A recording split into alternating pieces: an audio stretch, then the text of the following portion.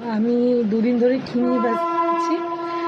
দুদিন ধরে এখন আমি টুটি ফুটি ব্যস্ত আছি, টুটি ফুটি পেছনে পড়েছি। যেভাবেই হোক বাড়িতে আমাকে টুটি ফুটি বানাতে হবে। সে কীভাবে বানাবো এই 3-4 দিন ধরে ওর পেছনেই মাথা লাগিয়ে এসেছি। মানে হসপিটাল ঘর যাই করি, রান্না কাজ যাই করছি না কেন, ঘুরে ফিরে এসে আর টুটি ফুটি বসাচ্ছি আর কেক বানাচ্ছি। মানে আমি এবার এটা মানে ভেবে নিয়েছি এবছর আমি নিজে টুটি ফুটি বানাবো, সেই টুটি ফুটি দিয়ে আমি কেক বানাবো। মানে যেটা একবার মাথায় ঢোকে না, ওটার পেছনেই আমি মানে লেগে পড়ি।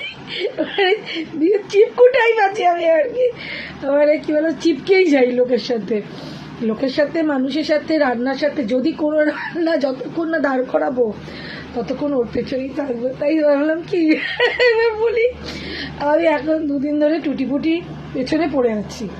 যতক্ষণ না আমি ওটাকে দাঁড় করাবো, ঠিকঠাকভাবে দাঁড় করাবো, ততক্ষণ আমি আমার রেস্ট নেই, সারাক্ষণ রান্না করে বিক্রি করছি। বন্ধুরা আছি ছিটিয়া লাগছি রান্নার ব্যাপারে। রান্না করতে না পারলে মাথা গরম হয়ে যায়, আর মাথা গরম হলে আমার মাথার দিক বিদিক শূন্য আমি থাকি। মানে আমি কী বলি কী করি আমি জানি না, একটুখানি মানে রান্নার ব্যাপারে ভীষণ ওভার, কী বলে বুঝতেই পারছো। এটা জানালাম তোমাদের।